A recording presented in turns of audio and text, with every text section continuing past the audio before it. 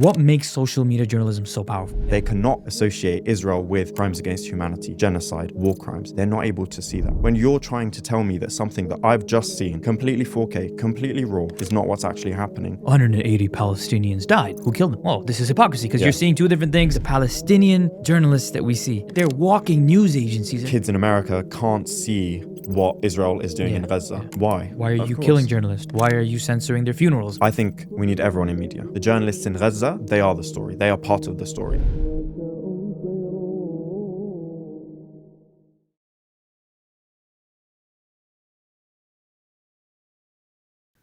Mohammad Saleh, assalamu alaikum wa rahmatullah, and welcome to the Thinking Youth podcast. Wa alaikum salam. Thank you for having me today. Thank you for coming. Mohammed, over the last year and a half, we have seen on our TV screens, on our TikTok feeds, genocide in Gaza, and we've seen the absolute horrors taking place. We've also seen an incredibly horrifying hypocrisy between what the coverage of legacy media and mainstream media has on Gaza and then in conflict in Ukraine. Yep. How has this changed journalism so powerfully? So it's made a lot of people, particularly the audiences, see journalism and the news landscape very differently. Mm-hmm. Today we have a lot more access to information through our phones, and we have direct access to a lot of the events happening on the ground because people there are able to broadcast it immediately in 4K because of phones and because of technology today and because of social media. And for a lot of the part, social media has been unfiltered. However, now there is censorship. And then in contrast, we see how media outlets report it. And of course, we did see how they reported on the Ukraine-Russia conflict and Russia's invasion of Ukraine, and they humanized it and they reported it almost as it's happening. Now, the word hypocrisy is interesting because it implies that that what they're doing right now is against their own beliefs. Mm-hmm. But actually, it is their beliefs. Wow. They're doing it how they see it. They are able to humanize white Ukrainians very easily. And that's how it should be. You should be able to humanize any victim of a conflict, of a war, of an invasion. But they're not able to do that when it's not exactly the same situation, but it's Israel's war on Gaza and genocide of Gaza. And you should be able to report it that Israel is attacking completely disproportionately this strip of land and directly killing its people intentionally, completely. And so we're able to see that. This is very, very clear cut, but they see it differently when the perpetrator is Russia versus the perpetrator being Israel. And so this is their value. This is the values of many people who call the shots in mainstream media outlets. So therefore we see it as a hypocrisy because we see the victims here in Ukraine and we see the victims here as the Palestinian people, but they don't see that. They see that Israel cannot be a perpetrator of such crimes. They cannot associate Israel with crimes against humanity, genocide, war crimes. They're not able to see that. So they're reflecting their views. So for us, so that's what's frustrating, that you can't use the same terminology when it's clear cut. When you're trying to tell me that something that I've just seen, completely 4K, completely raw, completely live, is not what's actually happening. And it's frustrating for us because it actually drives you a bit insane. And a lot of people talk about this. They're like, I'm going crazy. I'm seeing this happening. And it's mind-blowing. Yeah. And a Western media outlet is trying to tell me that there was a mistake or there was a mishap when it's a clearly calculated, systematic pattern of events that we know is completely intentional and they've stated it. So it completely questions what is really going on here. Do these people think they're better than everybody else? Do they think they're kind of like in charge? The people who run these media outlets, do they think they can tell the people around the world what's actually happening? So then that amongst the global audiences, that completely makes everybody question, what's the purpose of these media outlets? Are they really here to tell us what's happening? Are they really here to tell us the truth? Or are they here to convey a certain message and a certain narrative? And of course they're conveying that narrative. And they're doing it at a huge cost to their own credibility and their own outlets. Yeah. The BBC definitely and other places used to be considered fairly credible or used to be kind of, okay, I can go here to get my news. But it's no longer the case when they're talking about things in a way that doesn't make grammatical sense. why as a media outlet would you do that? Would you compromise one of the most important things, which is literally making sense, just to cover the crimes of Israel? Yeah. No, I mean, when it's Palestinians that are killed, the headlines go 180 Palestinians died. Who killed them? Sometimes it's even worse. Yeah.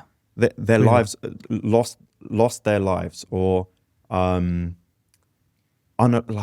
was really strange ones. I saw this thing where it's like in a shooting.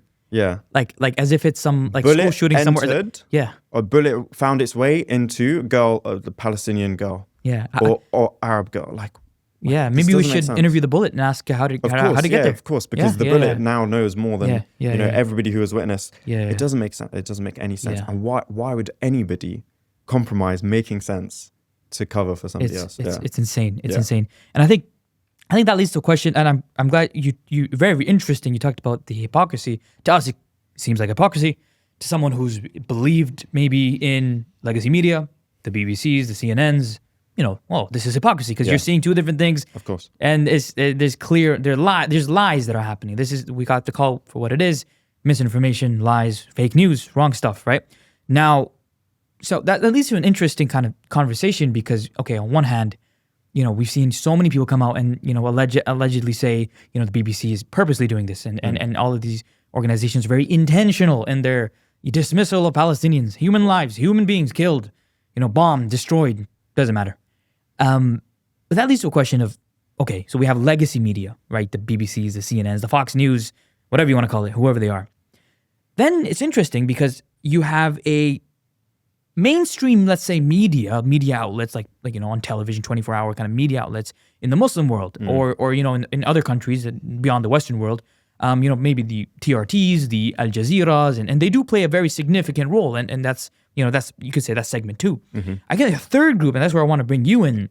Is I find it fascinating that you work in social media journalism. This is something new. 10 years ago, you asked somebody, they don't know what that is. But it's not only new, it's not only something up and coming, but I think it's changing the narrative. Definitely. It is perhaps, I mean, many would argue, it is the dominant narrative, especially in the online space, especially with young people, especially with anyone who has a phone, which is pretty much everybody. Of course. So I wanted to ask you work in social media journalism. What makes social media journalism so powerful? So it's very simple. You go to where the audience is at the end of the day. Like most people, where are they getting their news from? Yeah. Most people nowadays will be getting it from their phones through social media, like through the social media apps. I think the legacy of Twitter, which is now X. Yeah. When it was Twitter, it was where a lot of people went to for their news. It was the go-to algorithm. place. Yeah. The algorithm was fantastic. It was very helpful. It actually gave you what's happening in a very good order. And then they changed the algorithms, and then X came along, and the algorithm is now a bit weirder. Okay, of course. And sometimes it pushes something to you which is not that relevant to you. Okay.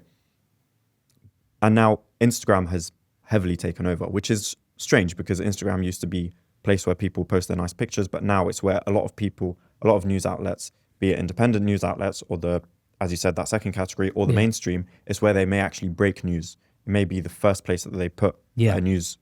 Like the first thing you do, you open in the morning, you open up your Instagram, you're just scrolling through, and you just you see the news. Yeah, right? exactly. Yeah. But again, that's maybe where we get our stuff from, because our algorithm may look like that. Not everybody's algorithm looks like that. But you have a large majority of people now are going to social media platforms to get their news. So you go where the audiences are. Not everybody's watching TV. I sometimes put on some news outlets in the background, but I'm on my phone more than that. And also sometimes I use my laptop for it. But that's where people are right now.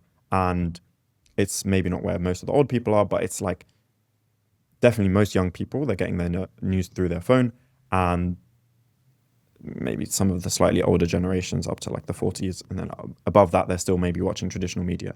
And so you go to where people are, but then you also have to adapt to how these platforms are presenting information. Yeah. It's no longer just enough to put something on a blank card, an Instagram card, or a text on, what's it called, infographics. Yeah. You have to make these reels, and you have to present news in a more engaging way. Yeah.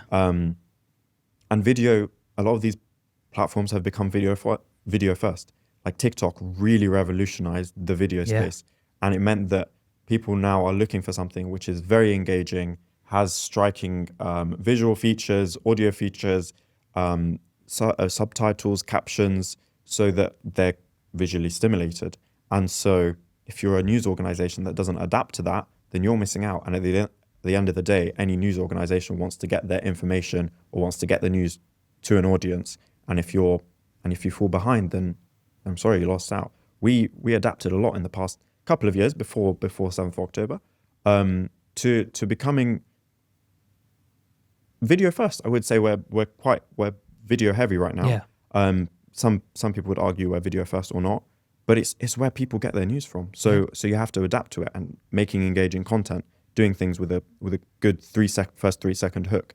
So that has also, if you've succeeded in that approach, if you've succeeded in transitioning to social media, you have a chance of outshining some of the legacy media and being maybe not outshining, because they'll always have the larger followings, like CNN has maybe 100 million followers or something like that. The others are still around the 5 to 2 million. And so, but you have opportunity if you're dynamic enough, and if you're kind of, if you're able to maneuver that space quite efficiently, you're able to get higher numbers than them sometimes, and get higher engagement and get higher viewership. And at the end of the day, as a news organization, you want to get the news out there to as many people as possible. What use is it if 100 people see your news? Yeah, no, and I like how you brought that point up, because it's yes, the CNNs, the BBCs, they got a lot of followers. Naturally, it would make sense. People know them, brand recognition. They put in like millions of dollars into this stuff, right? Like, this is important. But then we have individuals, a random guy sitting in, I don't know, Los Angeles, in Tokyo, in parts of the Middle East, in Europe, anywhere, putting up their camera and just speaking, hitting record, and boom, all of a sudden, whoa, CNN's getting 200,000 views, 300,000 views, but this guy's getting 2 million. Okay, this is different. But particularly, and I think probably the best example we could see this is, and may Allah bless them and preserve them and give them power and increase them and everything that is good, the Palestinian journalists that we see, the photojournalists or whatever we want to call it, the photojournalists, video journalists. I would say that they're walking news agencies, and they've transformed the way. Citizen journalists. Citizen journalism, right? Citizen journalists, the word I was looking for. So I think, how important is that in all of this? And I think that's changed the game, but I wanted to hear your thoughts.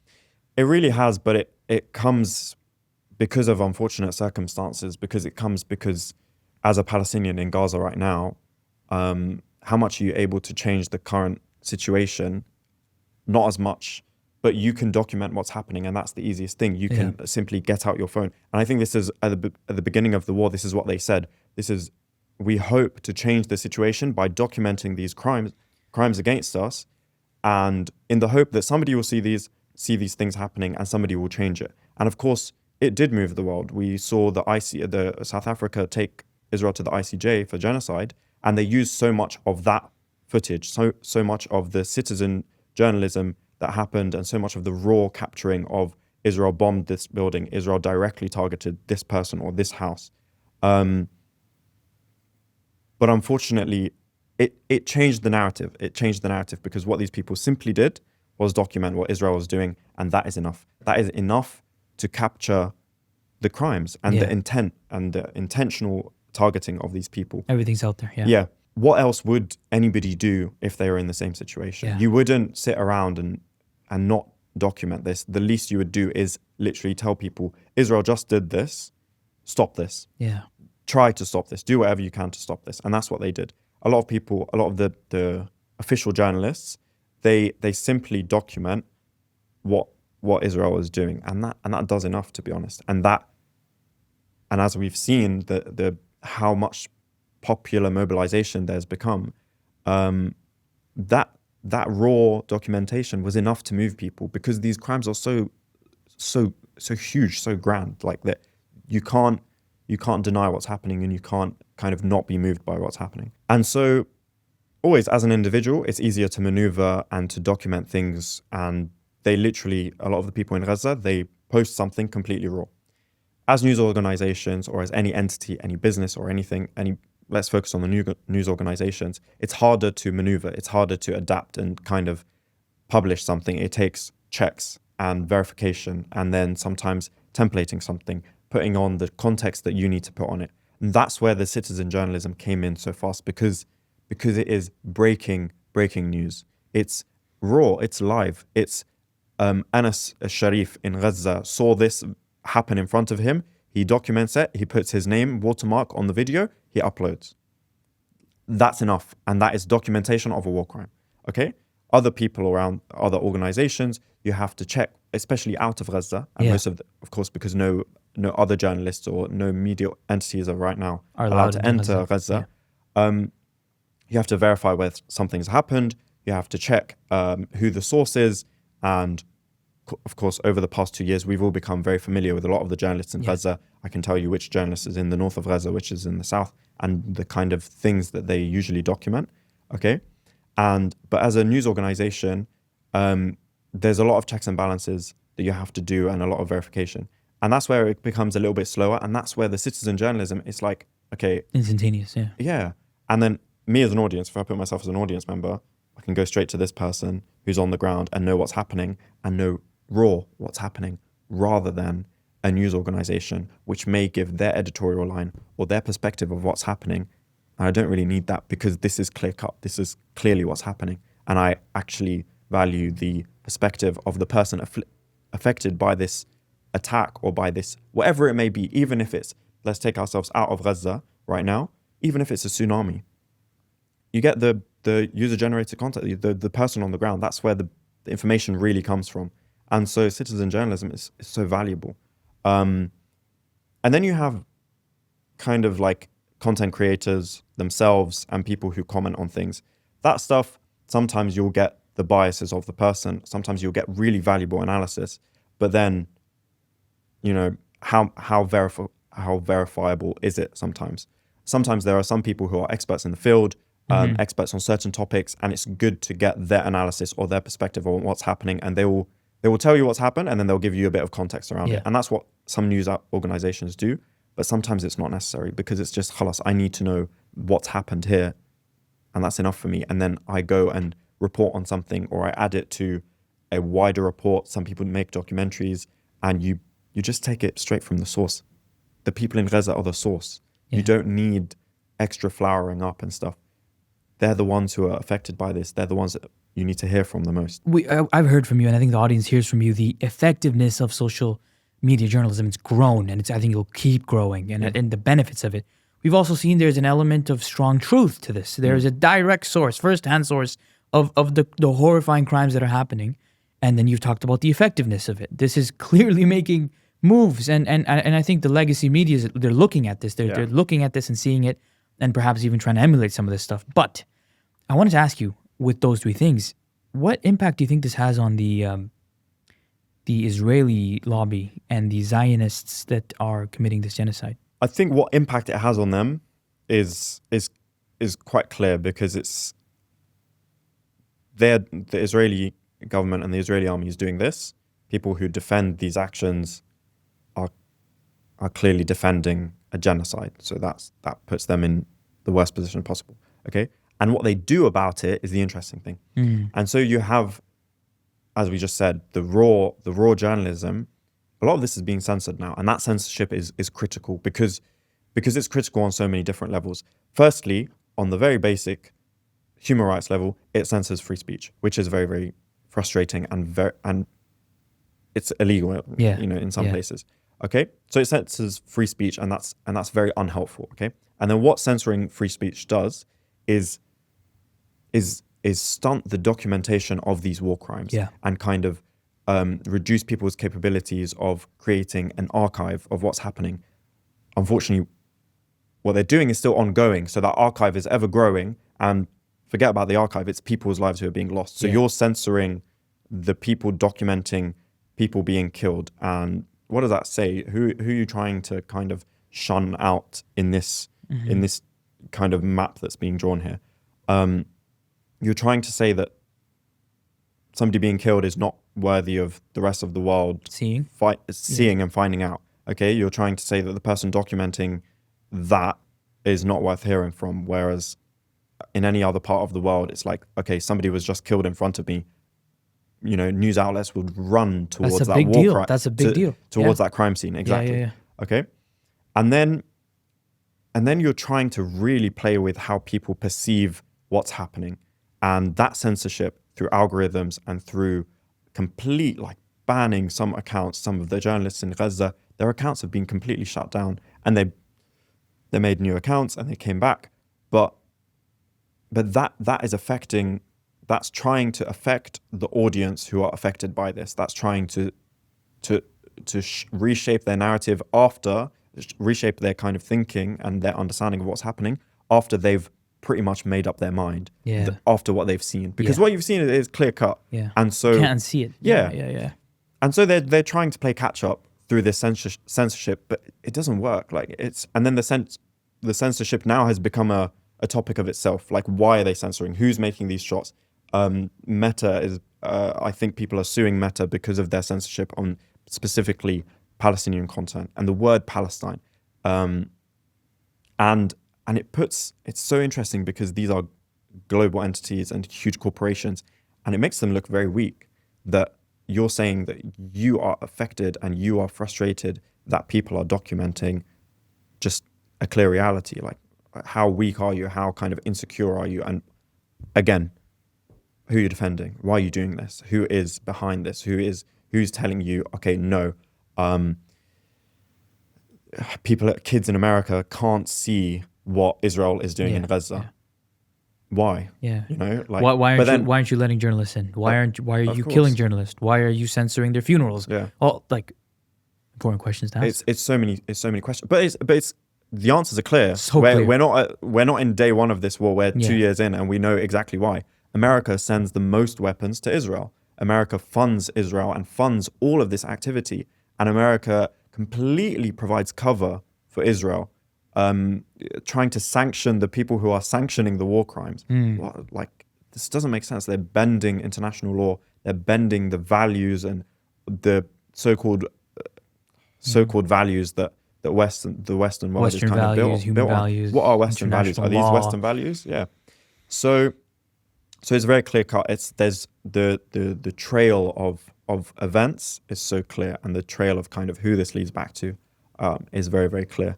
And so the censorship is for us, people, of course, who are we speaking to right now? We're speaking to an audience. The audiences are really, and normal people are really affected by this. And they've tried, but I think the message still gets out. And the message is out. Even if today, everything was to be censored, the word Palestine is completely censored. Videos are not allowed to get out of Gaza. That's it. The people have seen what Israel has done.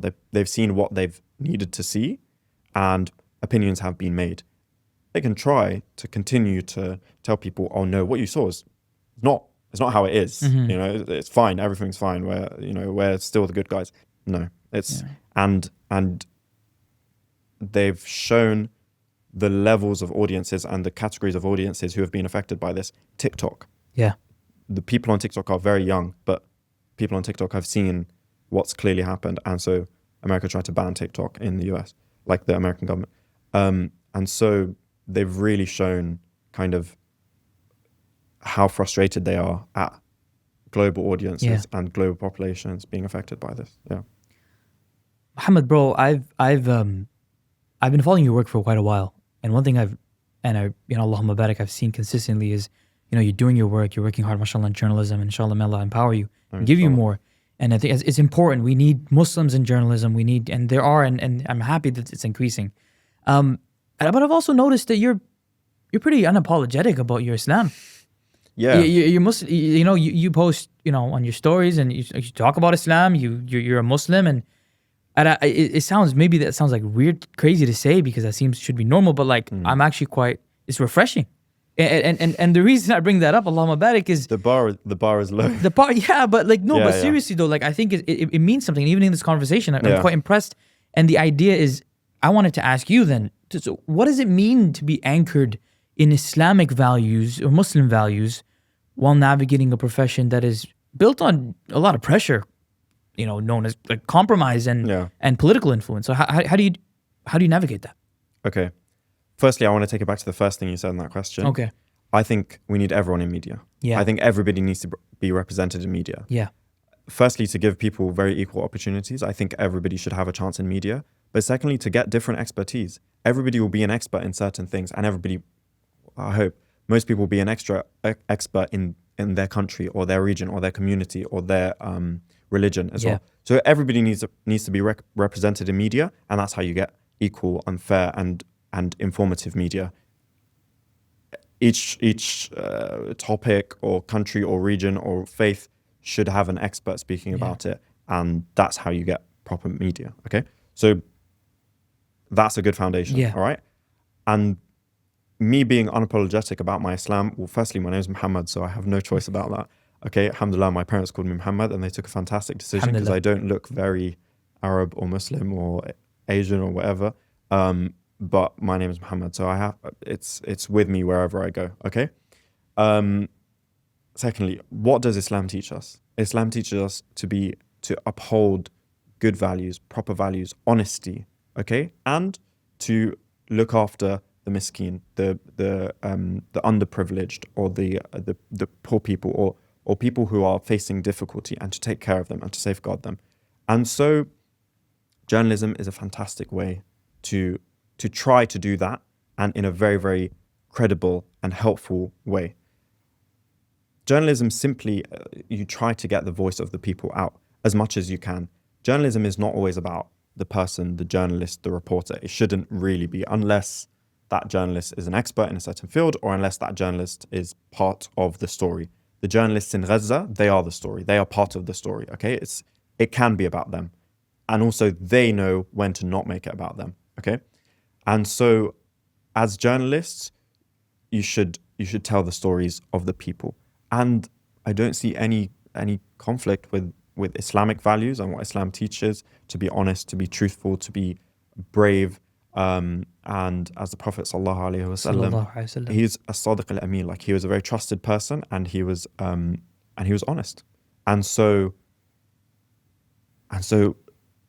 really good journalism would uphold those values. It's truthful. You're just conveying the story. You're just telling what has happened. If a building just collapsed in front of me, for whatever reason, I say the building collapsed because of that reason, whether it's an earthquake, whether it's an Israeli strike. I just tell the story, and that's very simple. And that it's easier to get it right than it is to get it wrong, because if I see a building collapse for whatever reason, I swear it's so much easier for me to say this building collapsed because of that reason, rather than me trying to twist and say Israel thought there was something under this building and that's why they bombed it, and that's why they used this specific bomb, when actually this specific bomb is the best for killing people rather than getting underground or rather than doing anything. And so, sorry, that's a massive tangent on a very specific topic, but it's easier to tell the truth than it is to twist the narrative and to try and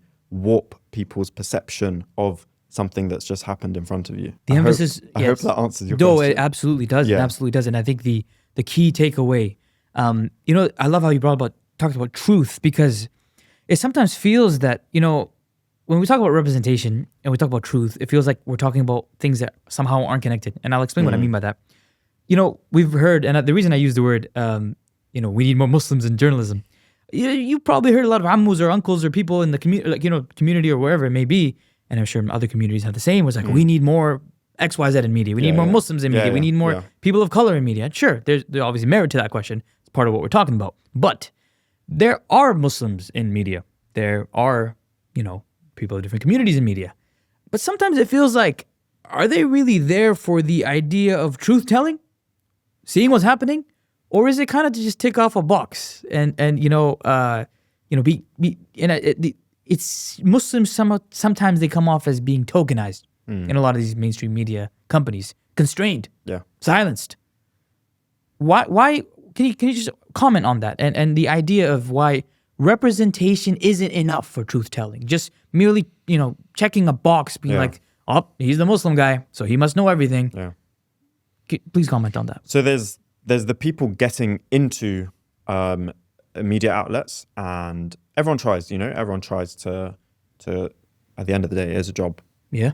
So people are trying to get a job. And then you go to a certain media outlet because, let's say, you maybe agree with this editorial line, or because it's a big name, or because it's good experience, or because you have the skill set that they require, or you have the skill set to kind of practice in that media outlet. And then you have the company itself or the news outlet itself. How much agency do they really give to their journalists? How free is the journalism? Like how much freedom do they get? And I'm not saying completely, every journalist should go on a rant and, say their perspective. It's not really always about the journalist's opinion. And I don't give my opinion too much. Just, as I said, a report on what's happening. And so somebody going into a media outlet may have a different expectation than the reality of it.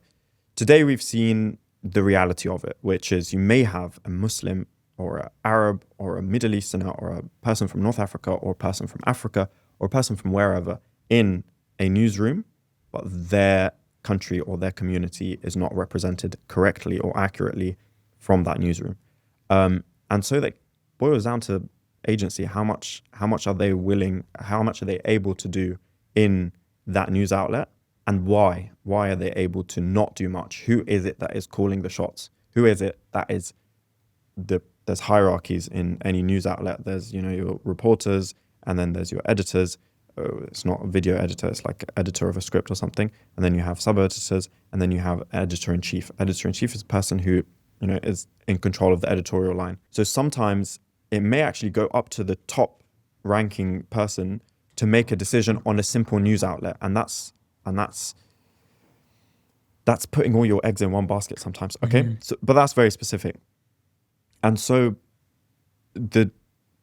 if you're a news outlet and you're hiring somebody for their expertise or their experience on something, and then you're not giving them the ability to practice that, then, you may as well have a factory. You may as well have kind of machines. What's the point? Yeah, exactly. Mm-hmm. And it boils down to the editorial line of each news outlet. And we've seen some of how bad some of the news outlets are. Now let's take a step back to why should people join news outlets with a bad editorial line? And that's a big debate. Yeah, it is especially among a lot of young people who want to get into journalism. Yeah. The question that a lot of people want to ask is, can I go to this news outlet and change anything? Can I change the editorial line? That depends on how senior you are, and that depends on the people at the top. Are they willing to change? Do they have the room to change? Is that what the news outlet or the entity or the project was built for? Was it built to serve a certain thing? Fox News probably never change, no matter how many Muhammads or Fatimas you have in Fox News. I don't know if they even have any, to be honest. But so there are some which there's clearly no point in joining. Okay, there's something like GB News. Okay, let's just take that. Yeah, you're familiar with GB News? GB News. That's a UK wild one. Sometimes they actually say things which wouldn't be allowed on broadcast television because it's completely against regulations in the UK. Okay, so it's some of them are clear cut. You don't join that as a Muslim because the actual editorial line is anti-Muslim. Okay, but then some it's a bit more blurry, and of course now we know that some of them are less blurry and it's quite clear cut. But BBC is always a fantastic example. A lot of Muslims or a lot of people from ethnic backgrounds have joined the BBC in the hope to represent their community, their faith, something. Just do journalism, okay? And that will involve and that will involve representing a lot of communities as well. It's not just about Muslims. But then when it comes to it, when you pitch a story, when you pitch a report, how much of your original pitch? Everybody goes through sub-editing. Everybody, even the best journalists, their news story, their original pitch may not come out the way they pitched it when it's finally out. Okay, but how much of it stays, and how much of the essence of the story, the important element of it, how much of it remains? Okay, in journalism, you have to speak to both sides. Yeah, you have to always get the full picture of the story. But who's being centered in the story? Like which narrative kind of is coming out stronger? I think the truth to that question of how much can people go in and change it is, I think it's very little, unfortunately. That's the bleak reality of it. You can go into a news outlet, get experience, build up your name, build up a portfolio, without the intention to change it or to have an impact on the editorial line. That depends on what you want to do, to be honest. But there are some with more flexibility, and there are some where, let's say, actually, some of it comes down to how good you are as a journalist. Like how much can somebody else who's quite senior, how much can they come along and criticize or critique what you've said and cast any doubt on it or add to it. We have experts from the region, from any country, be it Syria, Palestine, Morocco, Lebanon, Egypt, wherever, where they're the expert on it. And another person who's not so familiar with the region, be it even if they're senior, more senior, they can't come along and be like, no, the essence of this story is incorrect. They can change the wording slightly, not to change the narrative or to change their understanding of it. It's interesting. Yeah.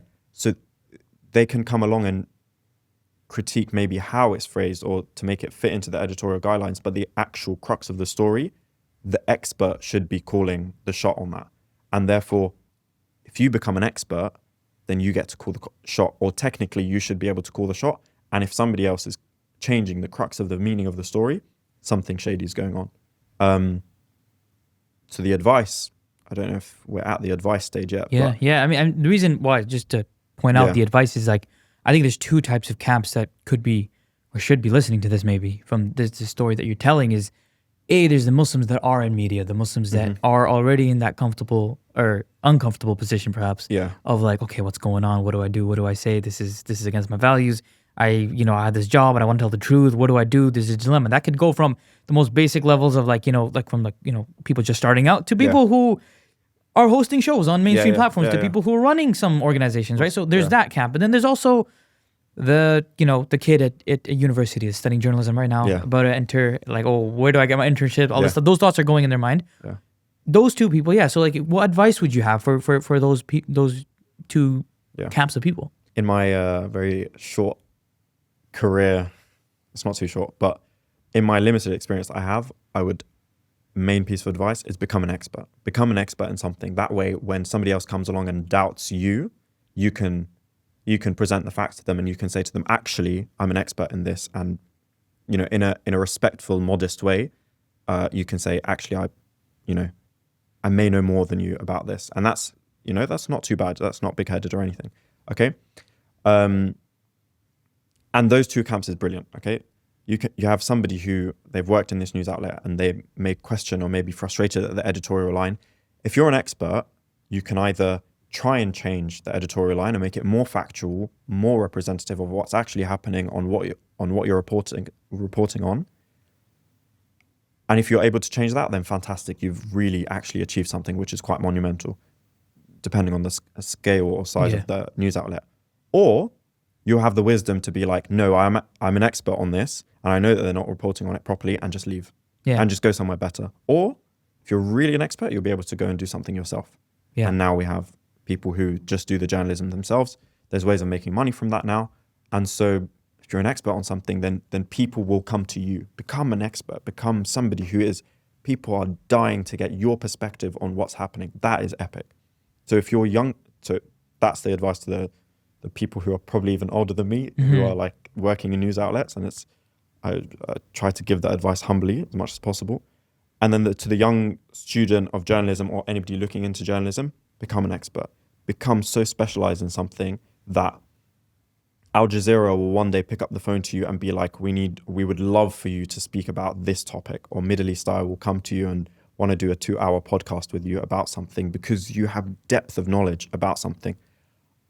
I'm, over the past 3 years of my time at Middle East Eye and the experiences that I've had before, it's hard. It's like I've transitioned careers a couple of times. And so my expertise lies in mostly the reporting on Palestine. But I wish I had that kind of like the years of research and experience in something. And for journalism, it's good to travel to these places as well. There's nothing like the real lived experience. Exactly. Yeah. And so becoming an expert's unmatched. That's the way to kind of have weight, and that's the way to get the best job possible in your respected field, in the respected news outlet that you may want to work for. You may not just be a normal reporter. You may be a senior reporter or an editor-in-chief even. Like there's sometimes possibilities to go all the way up to the top. And if you're an expert in something, why not? Or become a bureau chief, which is the people who are in charge of a certain region. You become the people that the person that people go back to. So the go-to. The go-to. That's epic. That would be epic. But that takes dedication and time and resources and knowledge and doing maybe more than one degree or a qualification or a master's or a PhD in something. And why not? Why not? What's stopping anybody from becoming an expert? And that's how you get some of that agency that I was talking about before. And that's how you're able to report as best as possible. You've spoken to some of this already, but Mohammed, I'd like to ask our final question by saying, what advice would you give to your 18-year-old self? I'd reiterate my previous answer, which is become an expert in something, dedicate a lot of your time to something which you can become specialized in. Also, don't waste as much time, honestly. You're young, you have a lot of time and energy.